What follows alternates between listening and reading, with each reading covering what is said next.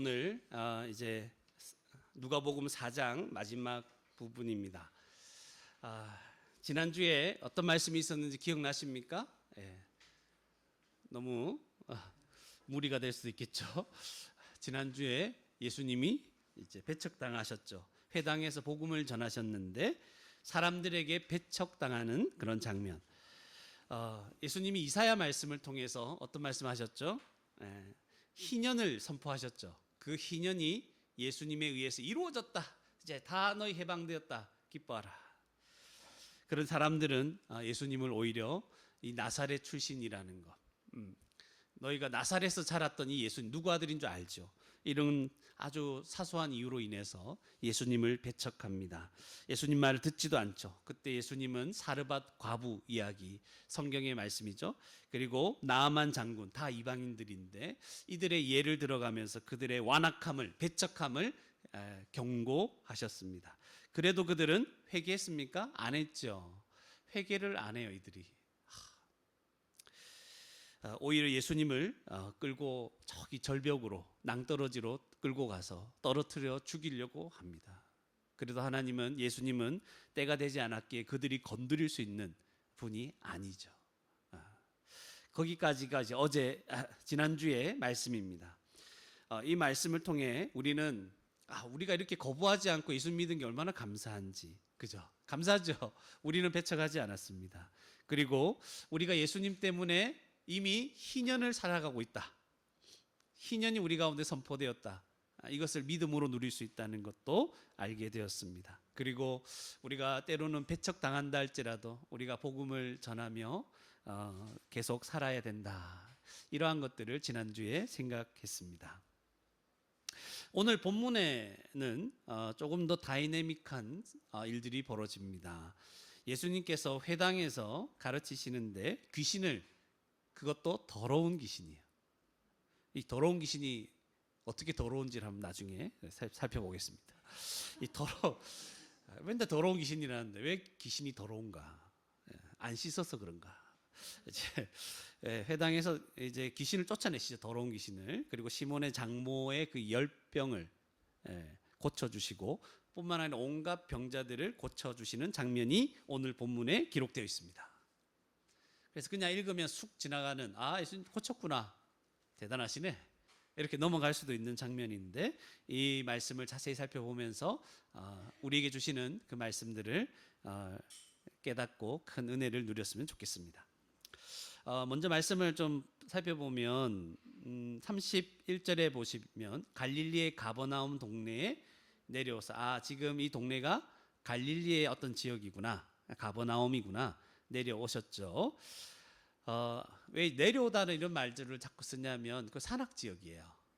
그 해변가가 좀 그저 낮은 지역이고 쭉 올라갈수록 오른 동쪽으로 갈수록 이 산악 지역으로 높아지죠. 그런 거 여러분 알고 계시면 도움이 됐습니다. 내려오사 안식일에 가르치심에, 안식일에 가르치죠. 안식일에. 32절에 그들이 그 가르침에 또 놀라요. 지난주에도 놀랬죠. 놀래서 배척했죠. 이번에도 또 놀랍니다. 이는 그 말씀이 왜 놀라냐면 이유가 설명되어 있습니다. 그 가르치시는 말씀이 권위가 있음이로라. 이 권위가 있다는 것은 여러 가지로 생각할 수 있는데, 다른 율법학자들이나 이런 사람들이 가르칠 때는 어떤 성경을 읽고 나서 누가 어떤 랍비가 이런 얘기를 했습니다. 그래서 이것은 이런 뜻입니다. 이렇게 얘기할 수 있는 거예요. 근데 예수님 뭐라고 합니까? 누구도 인용하지 않습니다. 말씀만 딱 읽고 어떤 다른 말씀을 인용하든지 그렇게 해서 이 말씀의 뜻은 이거다. 끝. 권위가 있죠. 그런 측면이 하나 있고, 또 실제 이런 가르침을 가르치실 때 귀신도 쫓아내고 사람을 온전하게 만들고 하나님 나라 복음을 분명하게 깨닫게 하시기 때문에 권위가 있다. 이렇게 이제 좀 넓게 이해할 수가 있을 것입니다. 그러니까 권위가 있는 거죠. 그냥 다른 일반적으로는 사람들이 가르치는 그 말씀, 그 가르침과는 차이가 있었다는 것, 그것을 알 수 있습니다. 33절에 보니까 이 회당은 뭐 하는 곳이라고 했죠? 그 포로로 끌려가서 이제 예배드릴 수 없을 때 말씀을 가르치고 기도하고 예배드리는 일종의 그런 곳이라고 했죠. 이 회당에서 참 귀한 일들이 일어나는데 여기에 뭐가 있어요? 더러운 귀신. 더러운 귀신. 이 발음도 좀 잘해야 돼. 더러운 귀신 들린 사람이 있어. 귀신 들린 사람이 있는 거야. 귀신 들린. 요즘은 목사님 뭐 귀신이 있습니까 없습니까? 있습니다, 여러분. 성경에 귀신이 얼마나 많이 나옵니까? 귀신이 있습니다. 그것도 더러운 귀신이 있어요. 더러운 귀신. 귀신 들린 사람이 있어 크게 소리 질러. 이 귀신 들린 사람이 귀신이 소리 지르는 게 아니고 귀신 들린 이 사람을 통해서 귀신이 소리 지르는 거죠. 크게 소리 지릅니다. 소리를 지르는 장면. 근데 여러분 생각해 보세요. 지금 안식일은 어떤 시간입니까? 거룩한 시간이죠. 안식일이라면 거룩한 시간이에요. 회당은 거룩한 장소죠. 말씀이 선포되고 기도하고 이런 장소니까. 거룩한 시간에 거룩한 장소에 더러운 귀신이 있다는 거예요. 이게 참 어울리지가 않죠. 이런 것들을 참 이게 안식일에는 모든 사람들이 안식을 얻어야 되는데 이 사람은 더러운 귀신에 들렸기 때문에 고통을 받고 있는 거예요. 그죠? 있을 수 없는 일들이 지금 일어나고 있는 거죠. 그러면서 이제 여기서 더러운 귀신이라고 했을 때 왜 더러운가? 왜 더러운 귀신이라 부르는 드디어 제가 말씀해 드릴게요. 듣고 싶죠? 왜 더러운가? 여러분 귀신은 형체가 있습니까 없습니까? 여기서 말하는 귀신 없습니다. 귀신은 형체가 없으니까 이거는 물질적인 더러움은 불결함 이런 건 아니라는 거예요. 안 씻고 뭐가 묻었고 그래 때깔이 뭐 이상하고 뭐 그런 게 아니에요. 형체가 없잖아요. 귀신이 나중에 34절에 바로 뒷절에 보면 뭐라고 하죠? 나사렛 예수여 우리가 당신과 무슨 상관이 있나이까 이렇게 우리를 멸하러 왔나이까 하면서 당신이 누군 줄 안다고 얘기해요. 누구라고요? 하나님의 거룩한 자니이다. 이렇게 말하잖아요. 예수님을 거룩한 자라고 하는데 자기는 더러운 귀신이야. 대조가 되는 거예요. 그러니까 하나님과 대조가 되는 측면에서 더럽다는 거예요. 쉽게 말하면 하나님께서 우리에게 주시는 것은 좋은 것들이죠. 하나님이 우리에게 주시는 모든 좋은 것과 반대가 되는 것이 더러운 것이에요. 우리에게 뭘 주십니까? 하나님은 참된 안식을 주시고 기쁨도 주시고 평안도 주시고 하나님 나라 이 모든 것을 다 주시죠. 아름답고 풍성한 것을 주는 이 모든 피조 세계를 창조해 주셨고 우리에게 사랑과 성김을 베풀어 주시고 생명을 주시고 영원한 생명을 주시고 또 복되고 선한 것들을 다 주시죠. 다 좋죠, 여러분. 또 뭐 줄까요, 여러분? 내가 주는 건 아니에요. 주님이 주신 건 정말 많다는 거예요. 다 좋은 것들이에요. 근데 사탄과 악한 세력, 귀신이 인간에게 사람에게 주는 건 뭘까요? 이거 반대되는 거, 안 좋은 거, 생각만 해도 좀 짜증나는 거, 싫은 것. 그러니까 두려움을 주고 고통을 주고 우리에게 갈등과 미움을 자꾸 자극하고 서로를 시기하게 만들고 오해가 생겨나게 하고 자꾸만 불안하게 만들고 그죠? 결국은 우리를 지옥에 끌고 가려고 그죠? 아주 무지한 상태로 복음을 듣지 못하고 깨닫지 못하게 해서 안 듣게 해서 어떨 때는 분노에 휩싸여서 복음을 안 들어. 그때 들었으면 예수님 믿었을 텐데 안 믿고 끝까지 우리를 지옥에 끌고 가려고 하잖아요. 그죠? 그런 것들 용서하지 못하게 하고 무자비하게 하게끔 우리를 자극하죠. 자기 자신의 이익만 추구하게 하고 욕심에 눈이 멀게 하고 탐욕이 가득하게 만들고 분노하게 하고 하나님을 모독하게 하는 거예요. 하나님 우습게 여기는 거예요. 여러분 안 믿는 자들의 특징이죠. 하나님을 우습게 여겨요. 함부로 얘기해요. 하나님 데리고 와봐라는 거예요. 하나님 와 있는데 몰라요. 자기들은 자기가 하나님한테 죽을 거라는 걸 몰라요. 모든 중독을 자꾸 자극하고 중독. 요즘 마약이 이슈가 많이 되고 있죠. 마약에 너무 힘들고 뭐 어떤 또 너무 삶이 무료하니까 마약에 한번 손대 볼까 하다 거기에 이제 말려 들어가서 못 빠져나오게 만들고 알코올, 술에 중독. 그러니까 그러니까 마약에 중독 안 되더라도 이미 술에 중독돼 있고 술에 중독되다 보면 마약까지 더 강력하게 가는 거고 이게 다 연결돼 있습니다. 그죠? 다 중독이죠. 또 게임에 중독돼 있고 또 돈에 중독. 돈에 중독 안 된 사람이 있습니까? 다 중독돼 있죠. 그 외에 누가 봐도 악하다고 여겨지는 모든 것, 이런 것들을 가리켜서 더럽다 얘기하는 거예요. 인간을 더 고통 속에 빠지게 만드는 거, 이게 다 더러운 것들. 이게 더러운 귀신이에요. 인간의 귀신 들리면 인간이 더럽게 살아가는 거예요. 이렇게 이런 것들에 완전히 목매달고 살아가는 거죠. 사랑과 섬김은 없고 평안도 없고 만족도 없고 기쁨도 없고 소망도 없고 그냥 아주 동물적으로 살아가는 거예요. 오늘 본문에서 사람이 정상적인 생각과 행동을 못하도록 귀신이 사로잡은 모습을 보는 거예요. 지금 소리 지를 타이밍이 아니죠. 예수님이 설교 시간에도 갑자기 일어나가지고 소리를 막 지르는 거지. 그 시간이 아닌데 지금. 그러니까 정상적인 사고, 행동을 못하게 만드는 거잖아요. 그리고 일상생활도 못하게 되는 거죠. 그리고 결정적으로 예수님이 하시고자 하는 일을 방해하는 거예요. 지금 복음 전하고 있는데 갑자기 서가지고 못하게 하는 거예요. 중단하게 만들죠.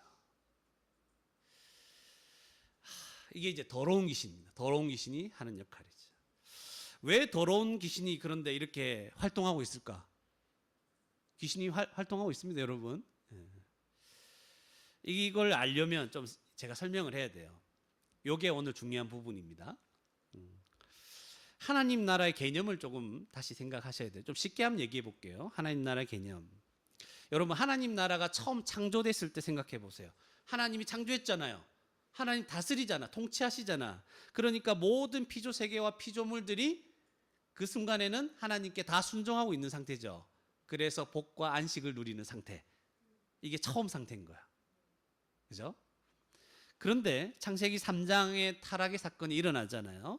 이 사건 때문에 하나님의 형상으로 창조된 사람이 이제 하나님의 통치를 거부하는 거 싫다.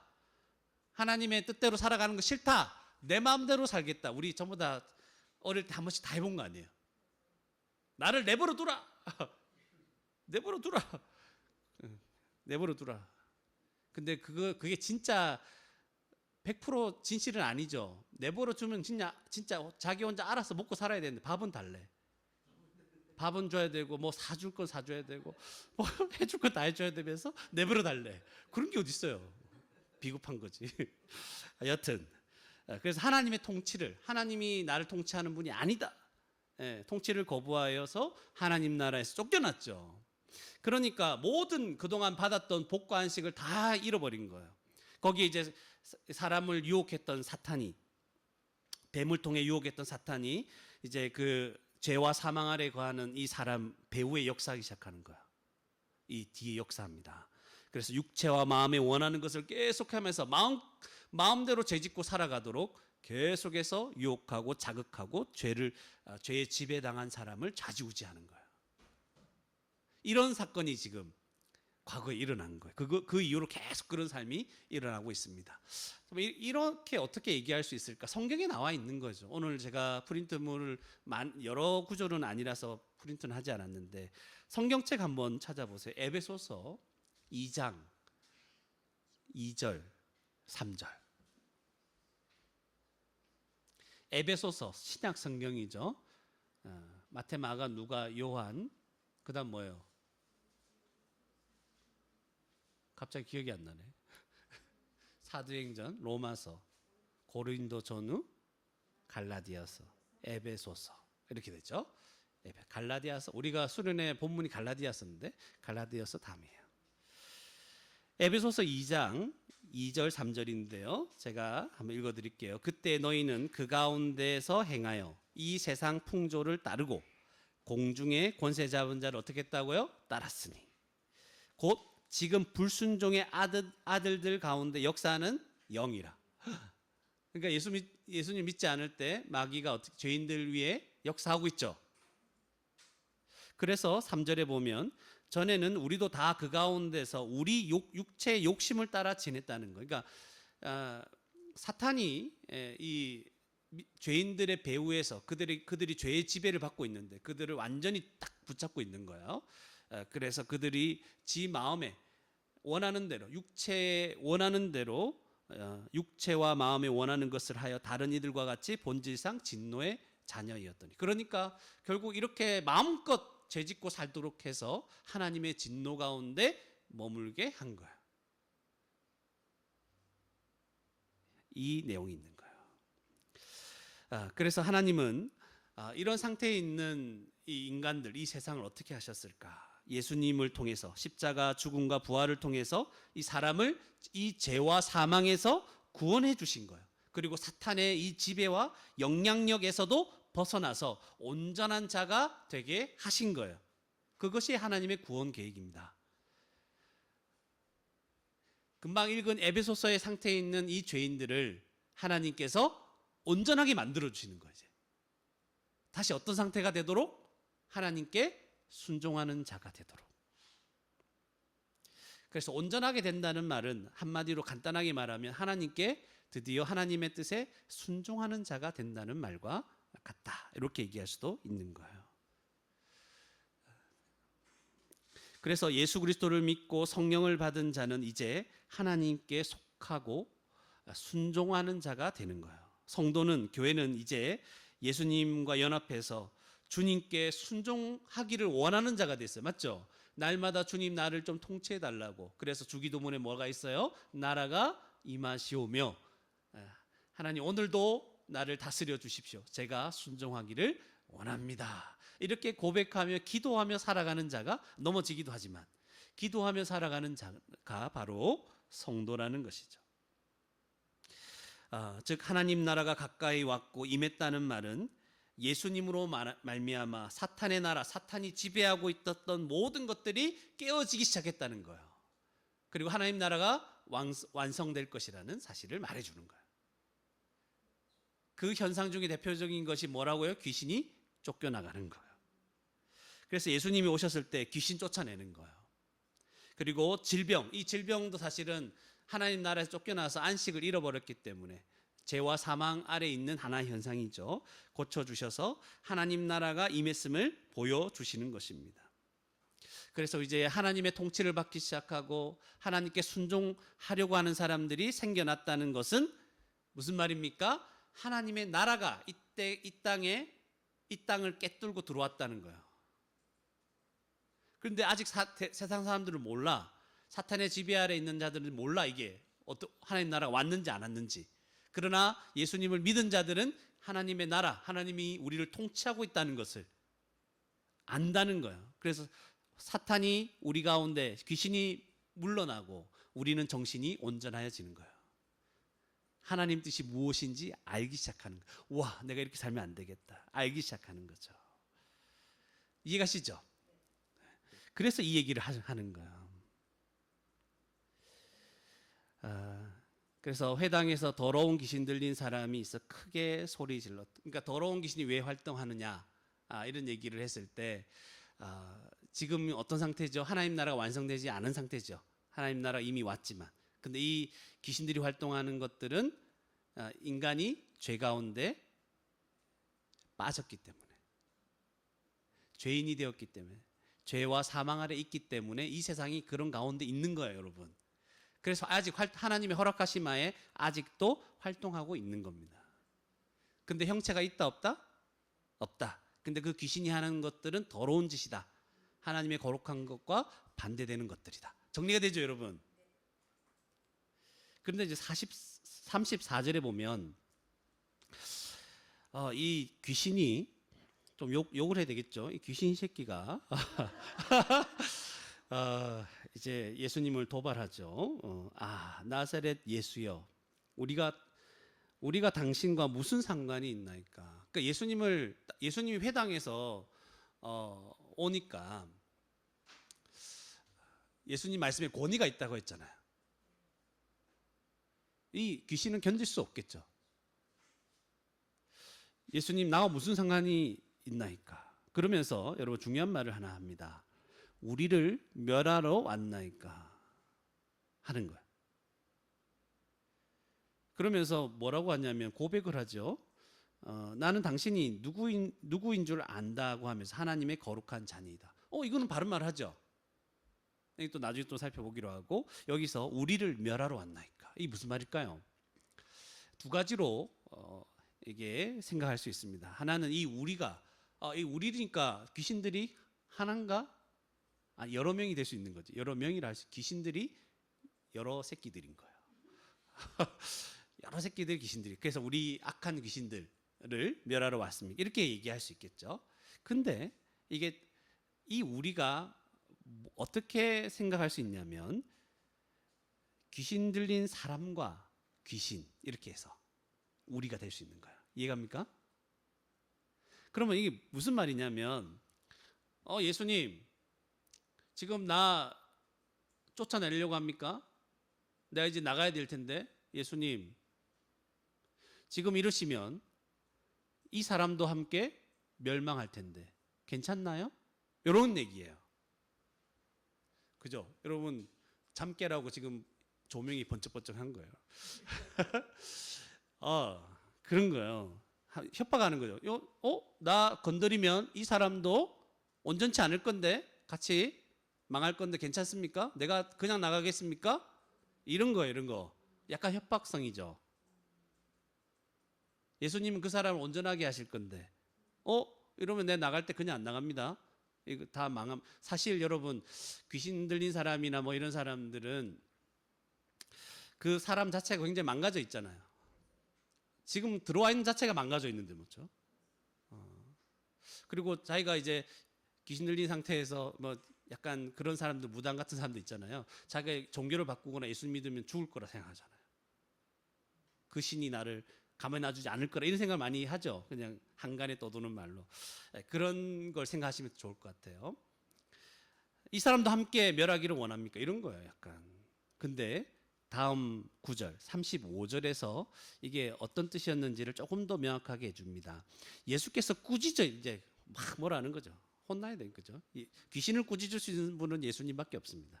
꾸짖어 이르시되 잠잠하고 닥쳐라 이런 거죠. 그 사람에게서 나오라 하시니 그 귀신이 그 사람을 무리 중에 넘어뜨리고 진짜 해코지 하죠. 이때 무서워하면 안 됩니다. 그 다음 절이 중요하죠. 나오되 그 사람은 뭐하라? 상하지 아니하더라. 귀신이 할 수 있는 것 아무 짓이라도 해도 예수님께서 온전하게 하시고자 하는 그 사람을 상하게 할 수 있다 없다? 할 수 없다는 거예요. 예수님 그런 협박에 넘어가지 않습니다. 예수님은 다 온전하게 합니다. 여러분 어떤 두려움, 어떤 분들은 자기가 예수님을 믿기 전에 이상한 두려움에 막 쌓이는 분들, 이거 내가 잘못 믿어가지고 종교를 바꿔가지고 우리 집안이 망하는 거 아닌가 이런 생각 많이 해요. 생각보다. 그죠? 이 본문을 가르쳐 주세요. 온전해진다. 오히려 예수님 안 믿고 딴 거 믿고 있어서 지금 망가진 거다, 인생이. 얘기를 해줘요. 이 누가복음 4장을 알려주세요. 걱정하지. 우리 예수님이 제일 강하신 분이다. 예수님이 귀신을 꾸짖습니다. 35절에도 꾸짖고 41절에도 꾸짖는데 여러분 요 35절과 41절에 꾸짖는 바로 앞에 내용이 뭐냐면 귀신이 예수님이 누군지를 고백하는 장면이 나올 때마다 예수님이 꾸짖습니다. 그 왜 꾸짖습니까? 그 이유가 있죠. 왜 귀신이 말해주면 고맙지 않습니까? 사람들이 예수님을 누군지 잘 모르고 있는데 귀신들이 막 앞장서서 공짜로 광고해 주는 거예요. 이 예수님은 하나님의 아들입니다. 거룩한 자다. 이렇게 막 알려주면 좋겠죠. 광고 효과가 있겠죠. 근데 왜 그 말을 꾸짖고 닥쳐라, 잠잠하라 이렇게 말하지 못하게 하십니까? 그 이유는 더러운 귀신의 입에서 예수님에 대한 그 긍정적인 막 증거들이 나타나면 좋을까요? 나쁠까요? 사람들이 오해할 수 있습니다. 이 예수님은 더러운 귀신이 증거하는 예수다. 여러분 믿을 수 있겠습니까? 귀신들이 막 증거해. 그러면 사람들이 오해하겠죠. 예수의 그 능력의 근원은 어디서부터 온다? 귀신에게서 오는 거 아닌가? 사탄에게서 오는 게 아니라 실제로 사람들이 그런 쪽에 비판을 했었죠. 아까 얘기했는데 뭐 바알세불 같이 바알세불이 집혔다. 그리고 실제로 귀신이 예수님의 이 귀신을 쫓아내죠. 이 사역을 못하도록 협박했잖아요. 멸하러 왔나이까. 그걸 못하게 하는 거죠. 그 일 자체를 못하도록 잠잠하라, 닥쳐라 이렇게 얘기하는 거죠. 이상한 말 하지 마라. 그러니까 예수님께서 꾸짖으시는 거예요. 아무것도 못하게. 이게 귀신이 힘이 있습니까? 없습니까? 없죠. 진짜 왕이 오셨을 때 아무 힘, 이 세상의 왕은 힘을 쓰지 못합니다. 36절에 보면 다 놀랍니다. 이제 서로 말하여 이르되 이 어떠한 말씀인고 하면서 권위와 능력으로 이 더러운 귀신을 명함에 나가는 도다 하더라. 그러니까 예수님의 말씀에 능력이 있었다, 권위가 있었다는 것이 더 분명해지죠. 귀신을 쫓아내고 실제로 이 말씀에 큰 능력이 있었음을 말해 주는 것입니다. 그러면서 이제 이 소문이 막 퍼지기 시작하고 이제 두 번째 장면이 나타납니다. 38절에 예수님이 일어나 회당에서 나가서, 아직 안식일이죠, 여러분. 아직 안식일입니다. 회당에서 나갔잖아요. 회당에서 밤새도록 있지 않았겠죠. 회당에서 나가서 시몬의 집에 들어, 시몬 베드로죠. 그런데 시몬의 장모가 중한 열병을 앓고 있다고 했어요. 이 열병이 어떤 열병이냐, 여러분 여기에 너무 관심을 안 가져도 돼요. 중하다, 많이 아프다. 진짜 우리가 생각하는 열병일 수도 있고 뭐 이질이다 이렇게 얘기하기도 하고 여러 가지 얘기를 하는데 뭐 상관없습니다. 사람들이 그를 위하여 예수께 구하니, 그러니까 사람들이 이 장모님이 좀 그래도 괜찮았던 사람인 것 같아요. 나쁜 사람이었으면 꽃이다 이렇게 했을 건데 예수님께 구해서 이렇게 해달라 그러죠. 그런데 이제 이상한 모습이 나타납니다. 예수님께서 39절에 가까이 서서 열병을 뭐 했다고요? 지금 오늘 본문의 말씀을 한마디로 줄이면 꾸짖으시는 예수님. 귀신도 꾸짖으시고 열병도 꾸짖으시는 거죠. 이상하죠, 그죠? 열병은 그냥 고쳐주시면 되는데 왜 꾸짖으시는가? 꾸짖으시니까 병이 떠났어요. 병이 나았다 이렇게 하나, 병이 떠났다 그러고, 그러면서 여자가 일어나 그들에게 수종 들었다 이렇게 설명을 하는 거죠. 그냥 읽으면 막 지나갈 수 있었던 말들인데 이거 자세히 한번 봐야 되는 겁니다. 특별히 시몬의 장모가 이 중환열병, 그냥 열병이 아니라 중환열병, 이 상태는 우리가 조금 더 생각을 해보면 지금 우리의 죄인들의 아주 심각한 상태를 대면하고 있는 거예요. 사람은 하나님께 불순종한 죄인이 되었죠. 죄의 지배를 받아 비참한 인생을 살아가고 있는데 마지막 형벌, 지옥 형벌을 기다리고 있는 그런 인생이고 복을 잃어버린 그런 자들인데, 그것이 중한 열병 하나로 이렇게 일부분 드러내고 있는 거죠. 이렇게 고통스럽게 살아갈 수밖에 없는 죄인들이고 비참한 인생들이구나. 이 인생을, 비참한 인생을 예수님이 어떻게 대하실까? 열병을 꾸짖으십니다. 여러분 흉내내지 마세요. 병 들려 있는 사람 찾아가가지고 열병아 뭐 이거 병 이름 부르면서 막 꾸짖고 이러지 마세요. 흉내내지 마십시오. 그런 게 아니에요. 그리고 이 열병을 꾸짖었지 장모를 꾸짖은 게 아니죠. 장모님한테 왜 그렇게 땡볕에 돌아다녔냐 이렇게 꾸짖는 게 아니에요. 왜 그렇게 불결한 음식이나 물 먹었냐 막 이렇게 꾸짖는 게 아니고 열병을 꾸짖었다. 자세히 읽어야 되겠죠. 자세히. 시몬의 장모가 앓고 있었던 질병이, 그러니까 단순한 질병이 열병이 아니었다는 걸 얘기해 주는 거예요. 열병을 꾸짖었다는 것은. 그러니까 귀신과, 꾸짖는다는 건 앞에 귀신을 꾸짖었잖아요. 귀신과 이 질병이 어떤 형태로든 연관되어 있다는 걸 지금 암시해 주는 거예요. 그리고 40절과 41절에도 여러분 보시면 해질 무렵에 사람들이 온갖 병자들을 데리고 나왔죠. 그런데 예수님께서 일일이 그 손을 얹어서 고쳐주셨는데, 그럼 병고침 받고 나가면 되는데 41절에 뭐라고 합니까? 여러 사람에게서 귀신들이 나가며 소리 질러, 또 소리 지르는 거야. 아니 그냥 병자들을 고쳐주셨는데 귀신들이 왜 나갑니까? 연관되어 있다는 거예요, 그죠? 그래서 귀신들이 나가며 소리 지르는 일, 그래서 귀신과 이 질병은 연관되어 있다. 그런데 여러분 주의해야 될 게 있겠죠. 이 말씀을 보면서 목사님 이제 깨달았습니다. 모든 질병은 귀신이, 사탄이 주는 것입니다. 이렇게 생각하면 안 됩니다, 여러분. 오해하면 안 되는 거예요. 이것을 오해한 사람들이 꼭 그런 일을 벌이죠. 아픈 사람 병원에 안 데려가고 귀신 쫓아낸다고 난리를 치는 경우가 종종 있는 거예요. 아픈 사람 도와주는 것이 아니라 오히려 사람을 잡는 일이죠. 그렇게 이상하게 성경을 보면 안 됩니다. 사람이 아프면 어떻게 돼요? 일단 병원에 데려가고 그 사람이 온전히 회복될 때까지 사랑하는 마음으로 치료받도록 하고 기도해 줘야 되는 거죠. 병원의 모든 치료도 하나님이 주신 지혜로 하나님이 창조하신 것들에게서 오는 것들이잖아요. 그죠? 다 하나님의 치료예요. 모든 치료는. 하나님께서 의사에게 병을 잘 살필 수 있는 능력을 주시도록 기도하고 이 모든 과정을 통해 그리고 의사들이 좀 적절한 치료 방법, 적절한 약을 잘 사용할 수 있도록 위해서 기도하고 이 모든 과정을 통해서 온전하게 해달라고 하나님 그 아픈 사람을 위해서 기도하는 게 정상적인 성도의 모습입니다. 알겠죠? 앞으로 아픈 사람 놔두고 자녀들 아프면 막 그냥 그렇게 하지 마세요. 병원에 일단 데리고 가세요. 다만 오늘 본문 말씀에서 보여주고자 하는 것은 질병도 불순종하여 하나님 나라를 잃어버린 결과 중에 하나다. 이거 얘기하는 거예요. 사람은 죄와 사망 아래 살아가는 비참한 죄인이 되었죠. 그래서 귀신과 같은 사탄의 세력에 고통받기도 하고 육체도 질병으로 고통받으며 살아가고 그리고 마지막에는 죽음이 있는 거예요. 그런데 끝이 아니죠. 영원한 사망, 영원한 심판까지 하나님의 진노 심판까지 있는 거예요. 이걸 통틀어서 하나님 나라에서 쫓겨난 자의 모습인 거예요. 예수님은 질병을 꾸짖으시는 거예요. 귀신도 연관되어 있고 사탄의 세력도 연관되어 있겠죠.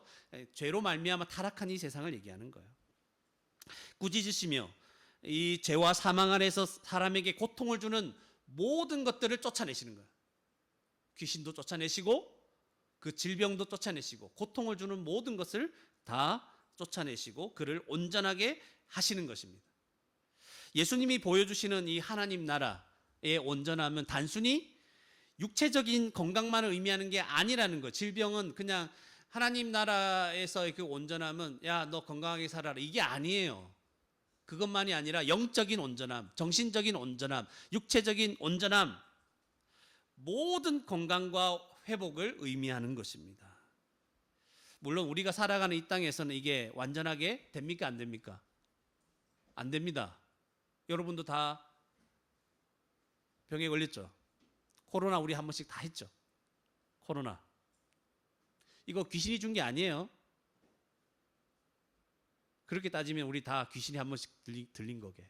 그런 게 아니라 이 죄로 말미암아 타락한 이 세상에서 인간이 사망 아래 살아가고 있는 하나의 모습인 거죠. 병은 사라지지 않습니다. 죽을 때까지 우리는 병에 시달릴 겁니다. 건강해졌다가 병 걸리고 왔다 갔다 할 것입니다. 그렇지만 장차 완성될 하나님 나라에서는 이 온전함의 실체를 누리게 될 거예요. 그때는 아픈 것이 없어요. 정신적으로도 이상한 게 없어요. 영적으로 온전해집니다.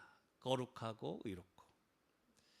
여러분 우리가 살아가는 세상은 여러분 뉴스 볼 때마다 어떤 생각이 드냐면 참 제정신으로 살아가는 사람이 많이 없구나. 우리 여러분 주위를 봐도 그런 사람 많죠. 하나님을 경외하는 자들이 없는 세상. 날마다 몸은 약해지고 여러분 아침에 일어나기가 점점 힘들어지죠. 아침에 일어나기가 점점 힘들어지는 이 세상. 죽어가는 우리의 몸. 온갖 고통과 악함이 가득하고 결국 죽음이 지배하는 세상. 이 모든 세상이 다 회복되고 온전해지는 마지막 날을 상상해 보시기 바랍니다. 예수님은 이 모든 고통을 주는 것들을 꾸짖어서 이 세상 배후에 사람에게 고통을 주는 사탄과 모든 악한 세력을 꾸짖어서 이 우리의 모든 사람을 온전하게 하시는 거예요. 그게 귀신을 쫓아내고 오늘 질병을 고쳐주는 이 사건에서 이 장면에서 우리에게 말하고자 하는 내용입니다. 누구든지 예수님께 나아가는 자는 어떻게 된다? 온전해질 것입니다. 육체는 나중에 부활의 몸을 입겠죠. 육체와 또 뭐? 정신과 그리고 우리의 영혼이 다 깨끗해질 겁니다. 그런데 40절에 보시면 해질 무렵에 온갖 병자들이 예수님께 나왔습니다. 왜 하필 해질 무렵입니까? 어두워질 때. 여러분 유대인들에게는 하루가 언제 시작됩니까? 저녁부터 시작됩니다. 저녁부터 그 다음 저녁 전까지. 근데 지금은 무슨 날이에요? 안식일이죠. 안식일에 병을 고치고 병이 고침 받는 것도 일이라고 여기는 거예요. 그래서 눈치 보다가 해지니까 다음 날이 되는 거예요. 해지니까 우르르 오는 거예요. 아시겠죠? 그래서 오셨는데 예수님은 귀찮아하지 않습니다. 우르르 왔다고 해서 떼거지로 야, 다 모였냐? 한꺼번에 자, 다 나! 다 나가! 이렇게 한 번에 쫓아내는 게 아니고 일일이 어떻게 하셨다고요? 일일이 손을 얹어서 아픈 사람들에게 손을 얹어서 그 아픈 사람들이 뭐 하여튼 여러 가지 그 골마 터지 고름도 나오고 여러 가지 뭐 이것도 많겠죠. 그 일일이 손을 얹는 거 그걸 꺼려하지 않는 걸 사랑하시죠. 예, 마찬가지로 예수님은 우리 한 사람 한 사람의 상황과 처지를 아십니다. 그리고 일일이 손을 얹어서 우리를 치유하시고 고쳐주시는 분입니다.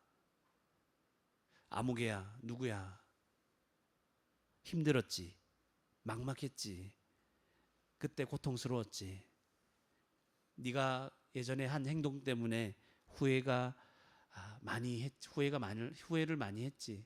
그래도 해결할 방법이 없어서 이걸 되돌릴 수 없어서 많이 힘들었지. 내가 너를 회복시켜 주마. 너가 생각지도 못한 것까지 다 회복시켜 주마. 예수님은 우리를 그렇게 대하시는 분입니다. 예, 우리 육체를 회복시켜 줄 뿐만 아니라 우리의 정신도 모든 상한 정신도 우리의 마음도 우리의 영혼까지 새롭게 해주시는 분이 우리 예수님입니다. 그분께 나아가면 주님께서 떼거지로 그냥 그죠? 한 번에 해결해 주시는 게 아니라 우리의 이름을 부르시면서 우리를 일일이 고쳐주시는 우리를 사랑하시는 분입니다.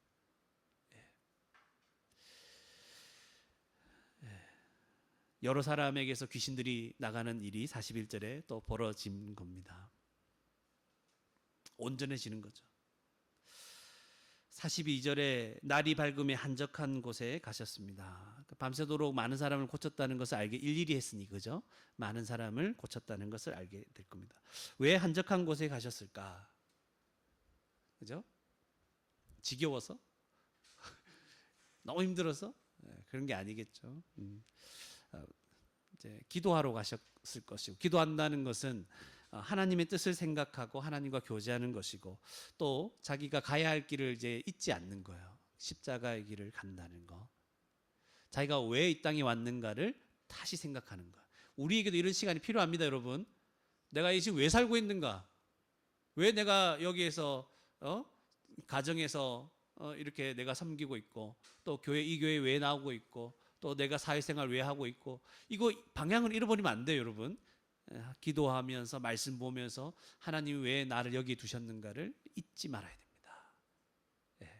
그러니까 42절에 어떤 일이 벌어집니까? 42절에 무리들이 찾죠. 막 고쳐주고 이러는 게 좋잖아요. 무리들이 막 찾다가 예수님께 떠나지 말라고 막 만류하는 거예요. 이렇게 예수님은 자기를 반겨주는 사람 좋을까요? 안 좋을까요? 여기서 인정받았잖아요. 그럼 함께 머무르는 게 더 편하겠죠. 근데 예수님이 뭐 했었어요? 한적한 곳에 가셨죠. 내가 무엇 하러 왔는지 아시죠? 그러니까 뭐 하십니까? 거절하시는 거예요. 43절에 예수께서 이르시되 내가 다른 동네에서도 하나님 나라의 복음을 전하여야 한다. 자신이 무엇을 하면 살아가야 될 것인지를 더 분명하게 말씀하시는 거예요. 내가 이 일을 위해서 보내심을 받았다. 그래서 또 다른 데 갑니다. 다른 데 가면 또 배척당하실 거고 오해받고 또 이런 일이 벌어질 건데 그 일을 하는 거예요. 여기 안주하는 것이 아니고. 우리도 방향을 잃어버리면 그냥 우리가 편한 일상에 안주할 수 있어요. 그러지 마시고 우리가 하나님이 우리에게 맡기실 그 일들이 무엇인지를 다시 기억하고 또렷하게 해서 그 삶을 살아나가야 되는 거예요. 그래서 오늘 말씀 전체를 우리 좀 살펴봤는데요. 한 가지만 말씀드릴게요. 세 가지 할까봐 두려웠죠. 한 가지만 말씀드릴게요. 교회는 말씀에 순종함으로 온전해져야 합니다. 교회는 말씀에 순종함으로 온전해져야 합니다. 여러분, 예수님의 가르침에는 뭐가 있었다? 권위와 능력이 있었다. 그래서 예수님의 가르침과 말씀에 귀신 들려 고통받는 자도 다 온전하게 되었죠. 우리도 좀 경험하고 싶지 않아요? 그 자리에 우리도 있었으면, 예수님의 그 능력이 있는, 권위 있는 말씀이 뭔가 있었으면, 한번 들어봤으면 경험하고 싶었을 겁니다. 그러나 그런 생각을 할 필요가 있다 없다? 없다. 왜 그러냐면 우리는 이미 복음을 듣고 믿는 가운데 이 권위와 능력을 경험했습니다. 여러분, 무슨 말입니까 목사님? 제가 읽어드릴게요. 데살로니가전서 1장 5절에 데살로니가전서 1장 5절에 이렇게 기록됩니다. 이는 우리 복음이 너희에게 말로만 이른 것이 아니라 또한 능력과 성령과 큰 확신으로 된 것임이라. 우리의 복음이 말로만 이른 것, 그러니까 들려질 때 어떻게 역사했다고요? 능력과 성령의 큰 확신으로 된 것이죠. 그러니까 여러분이 그냥 성경을 그냥 줄거리처럼 받아들이지 않죠. 이 말씀이 나를 살렸구나. 이 말씀 때문에 예수님 누군지 알았고 내가 이걸 믿어야 구원을 받는구나. 확실히 알았잖아요. 성령의 능력, 큰 확신 가운데 우리 가운데 임한 겁니다. 이게 능력입니다. 예수님을 믿지 않는 사람들 그냥 줄거리로 이해합니다. 그냥 예수님 하나님 창조했다고, 예수님 우리 대신 죽었다고, 끝. 믿으면 잘 되겠네, 구원받겠네, 너나 받아라, 이렇게 얘기하잖아요. 근데 우리에게는 이게 능력으로 들린 거예요. 그리고 이 복음이, 이 말씀이 우리를 온전하게 했습니다. 그리고 계속해서 우리를 온전하게 만듭니다. 또 읽어드릴게요. 디모데후서 3장 16절에서 17절. 모든 성경은 하나님의 감동으로 된 것으로 교훈과 책망과 바르게 함과 의로 교육하기에 유익하니. 그러니까 이 말씀이 지금 우리를 교육하고 있는 거예요. 인도하고 있는 것이죠. 바르게 하고 있는 거예요. 지금 계속 온전하게 만들죠. 17절에 이는 하나님의 사람으로 온전하게 하며, 말씀이 지금 우리를 온전하게 하는 거네요. 그죠? 복음이 우리를 지금 온전하게 하고 있어요. 지금도 모든 선한 일을 행할 능력을 갖추게 하려 함이라. 우리를 온전하게 만들어서 이제 모든 선한 일을 행할 수 있도록 하나님의 뜻에 순종할 수 있게 하시는 거예요. 이 역사를, 복음의 역사, 말씀의 역사를 우리가 이미 경험했고, 맞습니까? 그리고 지금도 경험하고 있는 중인 거예요. 그래서 말씀이 우리에게 충만하게 될 때 우리는 온전한 모습으로 살아갈 수 있다 없다? 있습니다. 말씀이 충만하게 될 때 우리는 온전하게 살아갈 수 있습니다. 오늘날 귀신 들린 자를 찾아보기 쉽다 어렵다? 어렵습니다. 우리나라에서는 어렵습니다. 몰라, 선교지 가면 좀 많을 수 있을지 몰라요. 그러나 우리나라에서는 그렇게 많지는 않습니다. 또 정신이 없는 사람들 종종 보죠. 제정신이 아닌 사람들. 근데 그렇다고 해서 그 사람을 귀신 들렸다고 쉽게 판단하면 됩니까? 안 됩니까? 안 된 거예요. 안 됩니다. 우리도 사실은 너무 힘든 일이 있고 너무 과부하가 걸리면 잠시 정신이 왔다 갔다 하죠. 그거를 영어로 말하면 멘탈이 나갔다. 이렇게 얘기하죠. 정신이 나가는 거예요. 멍하게 바보처럼 가만히 있기도 하고 이런 거예요. 정신이 나가 있는 거예요. 우리도. 멘탈이 나갔다. 그런 게 아니에요. 그러니까 귀신 들리는 거는. 그리고 한 가지 말씀드리자면 성도는 귀신 들릴 수 없어요, 여러분. 하나님 믿는 사람은 귀신 들릴 수 없어요. 귀신 들렸다는 것은 귀신이 그 사람을 완전히 사로잡는 거고요. 있을 수 없어요, 여러분. 왜 그렇습니까? 믿는 사람은 성령이 내주하시잖아요. 그러니까 귀신이 성도를 사로잡으려고 탁 들어왔다가 놀래서 나가버리는 거예요. 성령이 계신데. 우와, 자기가 죽을 뻔한 거예요. 문 열었는데 성령이 계셔. 기겁하는 거예요. 성도에게 귀신이 들어갈 수 없고 귀신이 사로잡을 수 없습니다. 성도는 하나님이 계신데요. 지금 예수님의 말씀에 지금 한마디 어떻게 됐어요? 귀신이 나가야 되는 거잖아요. 꺼져야 되는 거야. 그래서 귀신이 우리를 막 들어오려고 할 때, 성도는 예수 믿는 사람은 귀신이 문 열고 딱 들어올 때 자기가 꺼져야 되는 거예요. 안에 성령님이 계시거든. 아시겠죠? 그러니까 예수님 믿는 사람은 아무것도 두려워할 게 없어요. 그러나 귀신이 우리를 사로잡을 수 없을지 몰라도 영향은 얼마든지 줄 수 있습니다. 귀신의 영향력. 귀신의 영향을 받아 넘어지는 성도의 모습을 보죠. 그 모습을 한마디로 설명하면 이런 모습이에요. 그러니까 성도는 귀신의 영향을 받는데 그 영향을 받아서 넘어질 때가 많아요. 그런데 그 모습을 한마디로 표현하면 이런 거예요.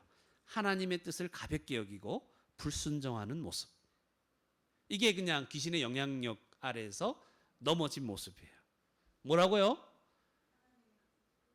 네, 하나님의 말씀을 가볍게 여기고 불순종하는 모습 이거예요.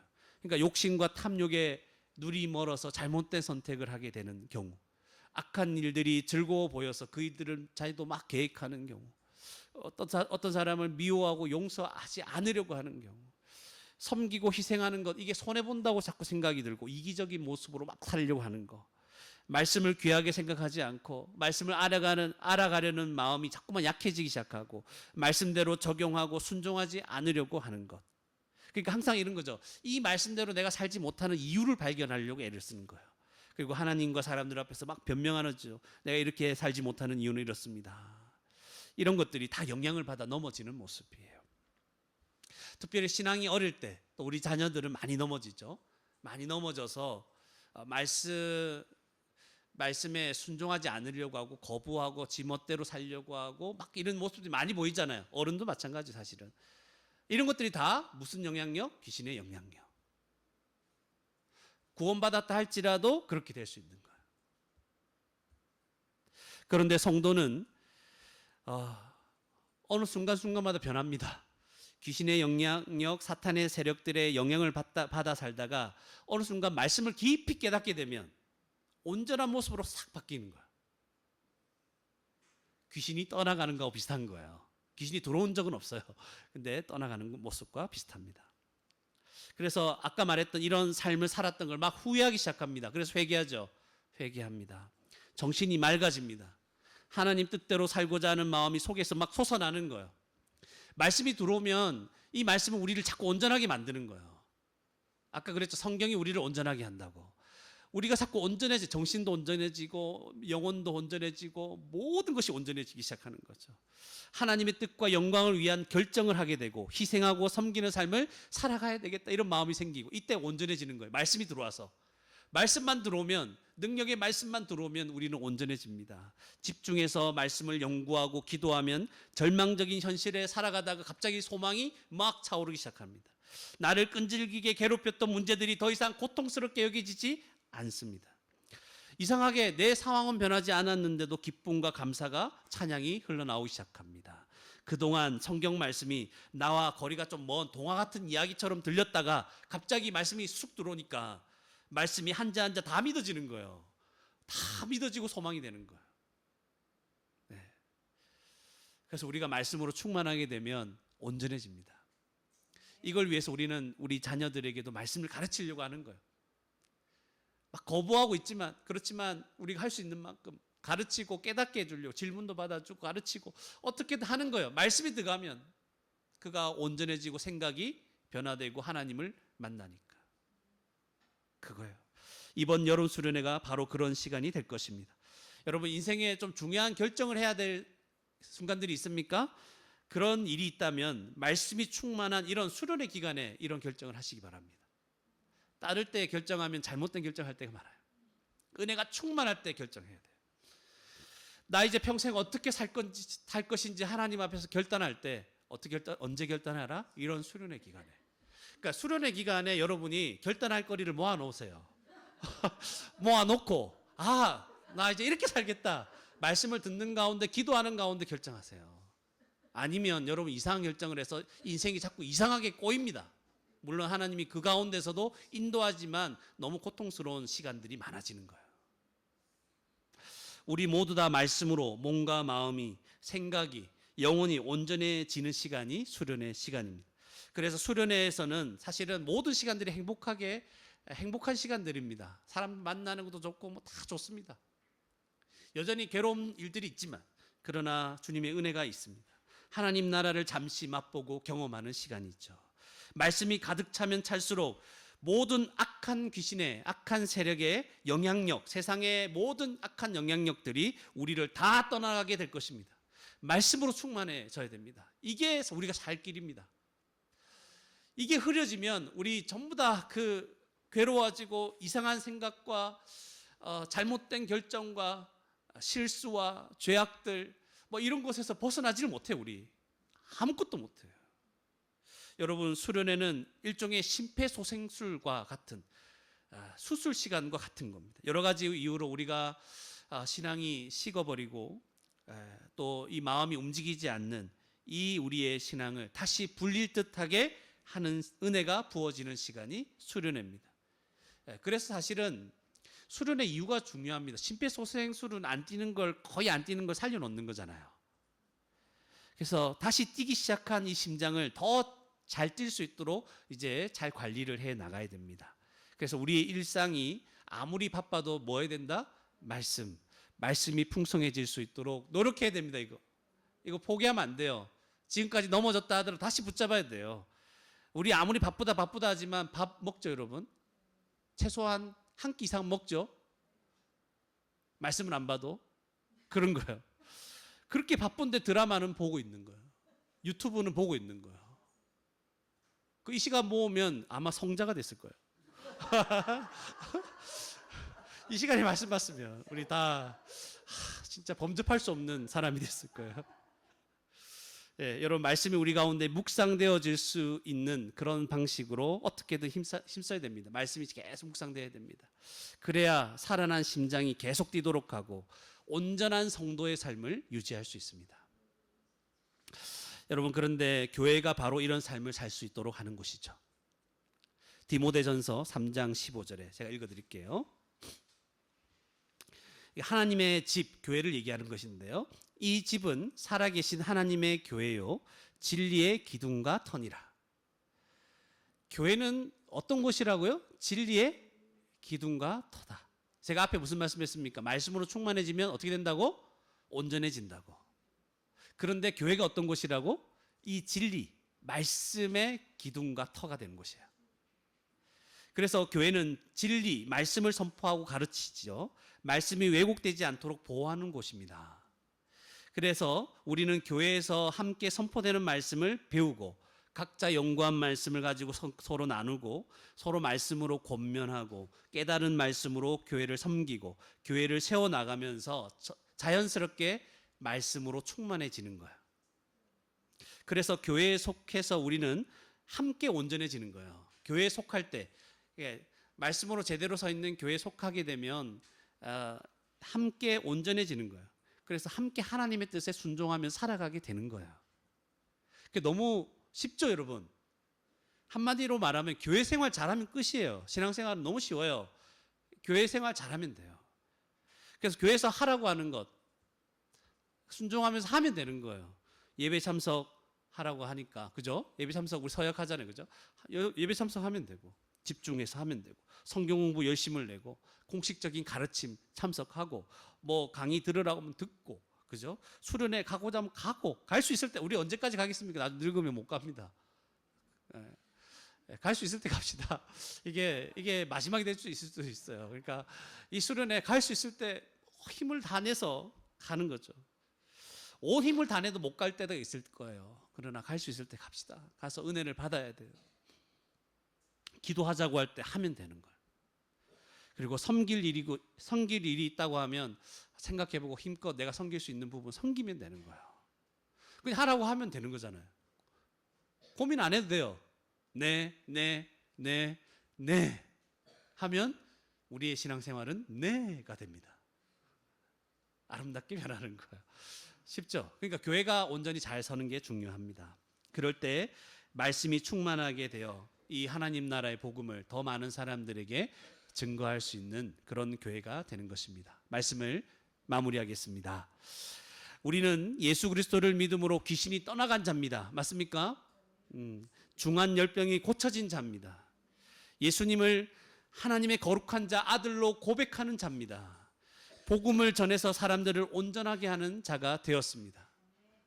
놀랍죠? 이미 이루어진 일들입니다.